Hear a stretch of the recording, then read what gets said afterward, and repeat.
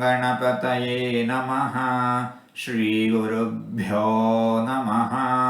ಹರಿ ಓಂ. ನಮಸ್ಕಾರ. ಓಂ ತಾರಕ್ಷ್ಯಾಯ ನಮಃ.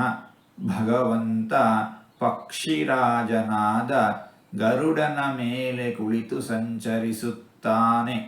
ಗರುಡನಲ್ಲಿ ವಿಶೇಷವಾಗಿ ಸನ್ನಿಹಿತನಾಗಿರುತ್ತಾನೆ ಭಗವಂತ.